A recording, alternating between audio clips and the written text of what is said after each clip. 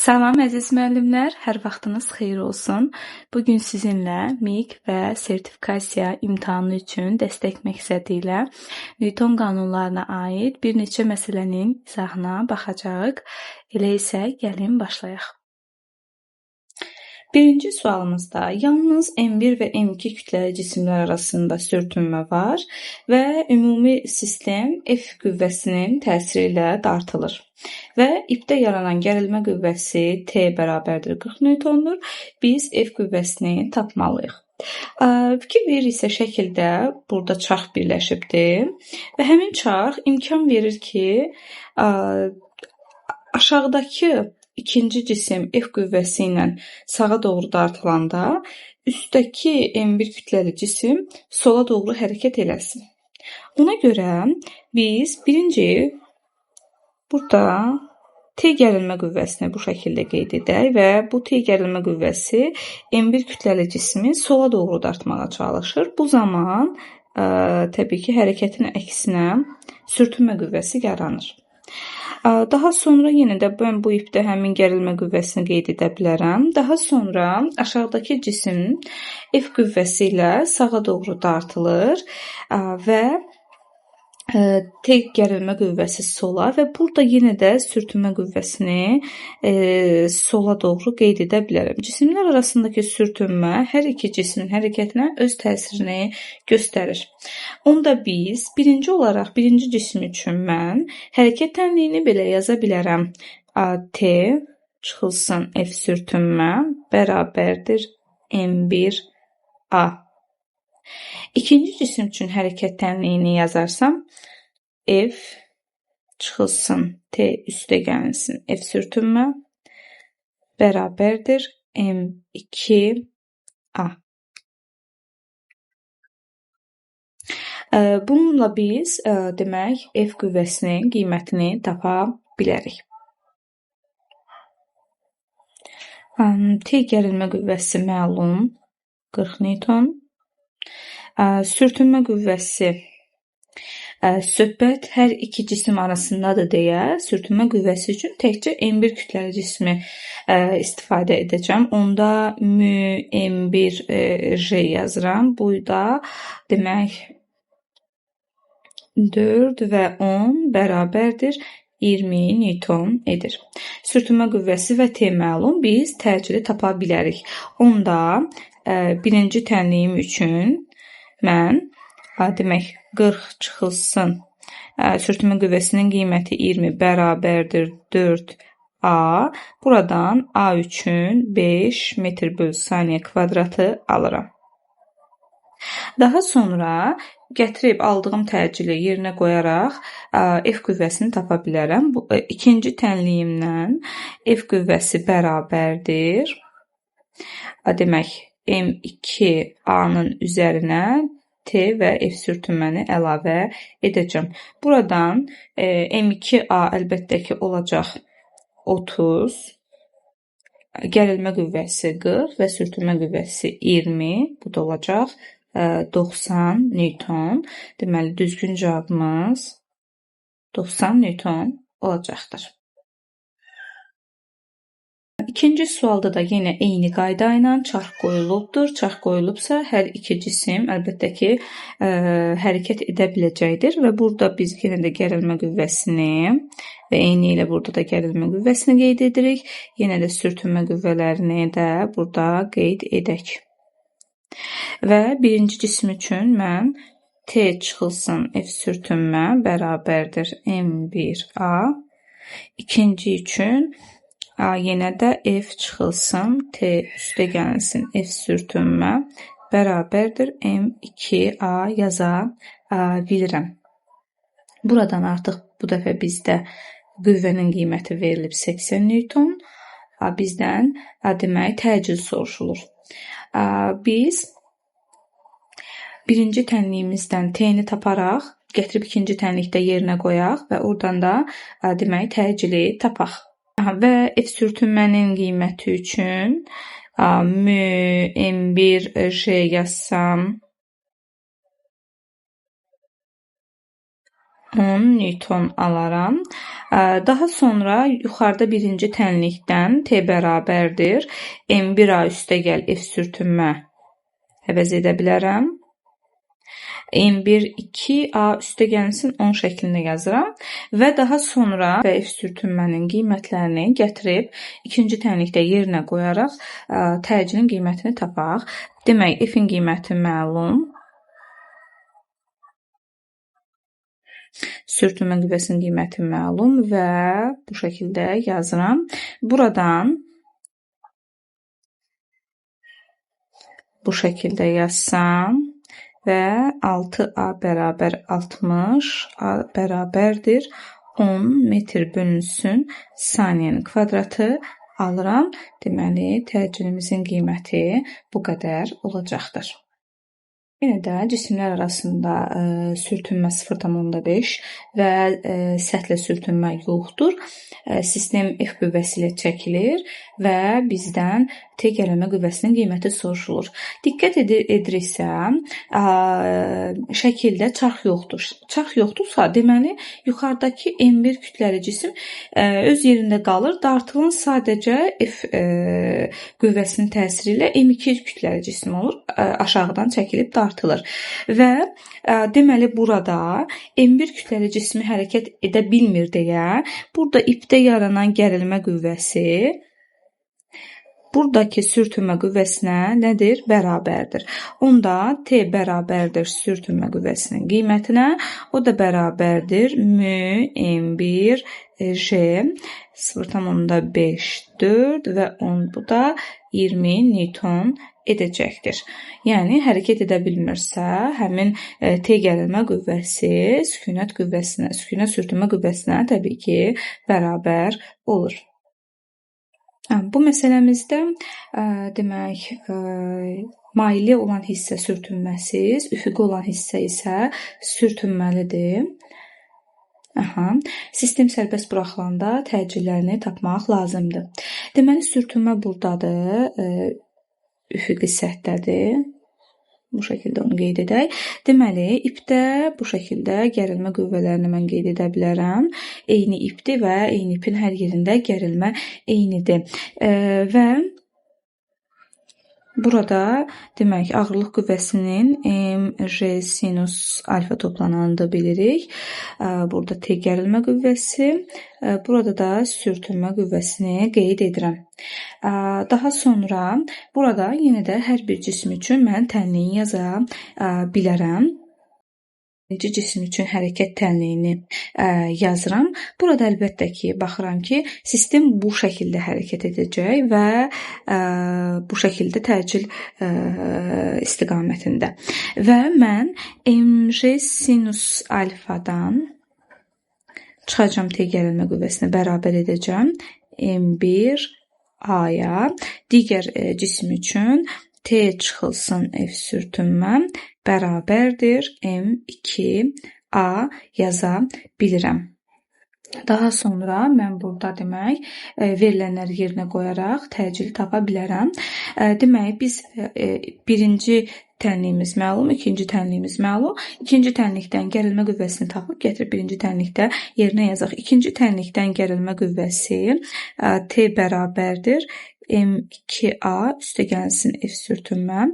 M2 2 kiloqram, 2A üzərinə gəlirəm. Sürtünmə qüvvəsi isə mj, yəni 0,5 vur 2 vur J-nin qiyməti, yəni 2A üstəgəlinsin 10 yazıram və gətirim yuxarıdakı tənlikdə mj sinus alfa demək, aldığım T-nin bu tənliyini gətirib birinci tənlikdə yerinə qoyuram. mj sinus alfanın qiyməti, demək, M vurulsun, sinus 53 dərəcədə 0,8 alır, çıxılsın, T-nin yerinə 2A üzərinə gəlirəm 10, bərabər olur, demək, 4A-ya. Buradan bu tənliyi həll etsəm, 32 çıxılsın 2A üstəgəlsin 10 bərabər 4A-dır. 6A bərabərdir 22. A isə bərabərdir 22 böl 6, yəni 3/11 metr bölünsün saniyənin kvadratı alarıq. Doğru cavabımız 3/11 olacaqdır. Növbəti məsələmizdə yalnız M1, M2 kütləli cisimlər arasında sürtünmə var. Üfüqi müstəvidə, yəni səthdə sürtünmə yoxdur. Cisimlərin birlikdə hərəkət etməsini təmin edən qüvvənin qiyməti soruşulur. Özdə qüvvənin maksimal qiyməti. Ona görə F neçə newtondur? Yalnızca cisimlər arasında sürtünmə var. Onda biz cisimlər arasındakı sürtünməni bu şəkildə qeyd etsək və sürtünmə qüvvəsinin qiyməti əlbəttə ki, M1 kütləli cisimə əsasən hesablanacaq. F sürtünmə bərabərdir mü M1 J. Bu da bərabərdir bu şəkildə, yəni 10 newtondur.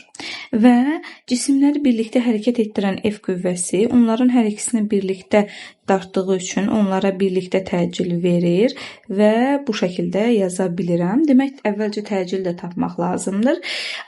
Təcili tapmaq üçün mən nədən istifadə edirəm? M2 kütləli cismə təcil verən, yəni onun sürtünmə qüvvəsidir. Yəni mən sürtünmə qüvvəsini həmçinin M2 A-ya da bərabər edirəm.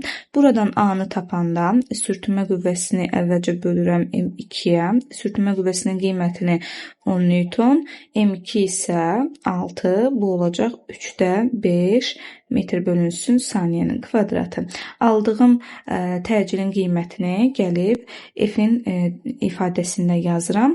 M1 üstəgəl M2 kütlələri cəmini vururam təcilin qiymətinə, yəni 8 vurulsun 3/5, bu da 3/40 newton edəcəkdir. Demək, düzgün cavabımız 3/40 newtondur.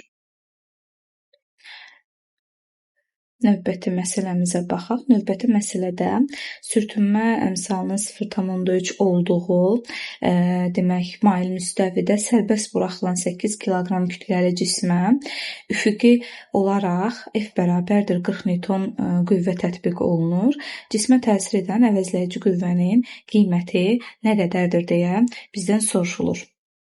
Məsələdə ilk öncə F qüvvəsini və ağırlıq qüvvəsini proyeksiyalara ayıraq, dayağan reaksiya qüvvəsini qeyd edək və ondan sonra əvəzləyici qüvvəni tapaq və başlayaq. Deməli, əvvəlcə ağırlıq qüvvəsinin toplananlarını çəkirəm. Ağırlıq qüvvəsinin özü bu şəkildə.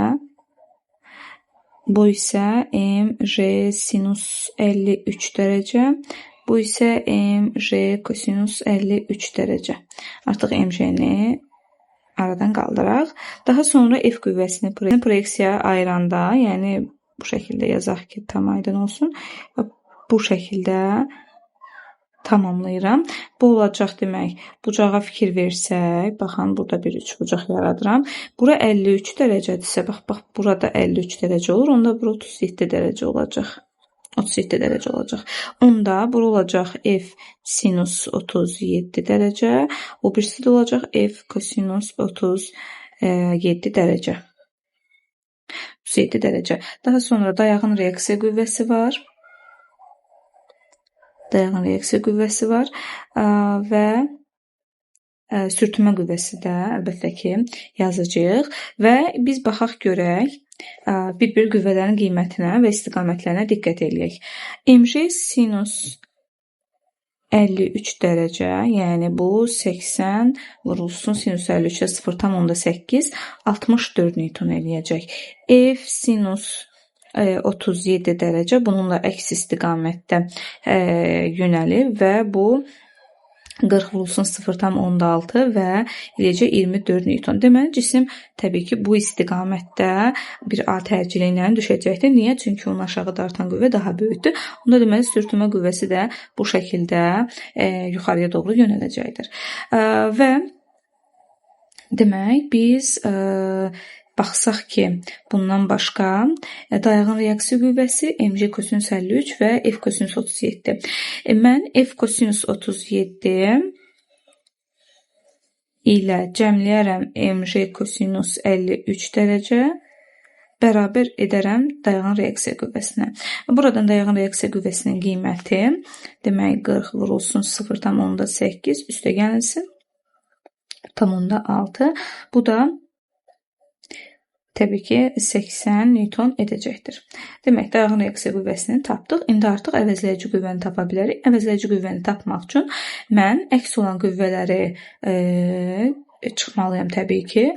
Onda baxıram, mailin müstəvi üzrə hərəkətdə əks olan qüvvələrdə deməli mc sinus 53 var, sürtünmə qüvvəsi var və f sinus 37 var. Deməli, f sinus 37 ilə sürtünmə qüvvəsi bir-biri ilə eyni istiqamətdədir. mc sinus 53 isə cismi hərəkət etdirən və onların əksinə yönələn qüvvədir. Onda mən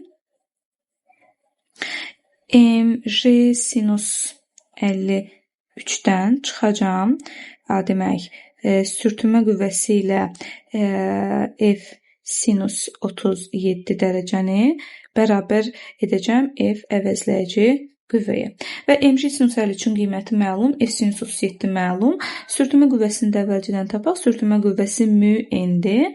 N-i tapmışıq 80 Newtondur. Münün də qiyməti 0,3-dür. Bu da 24 Newton edəcək və artıq hər bir şey yerinə qoyub tapa bilərik.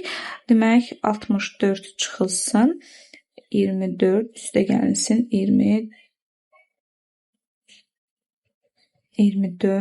və əvəzləyici qüvvənin qiyməti 64 çıxılsın 48 16 Newton edəcək.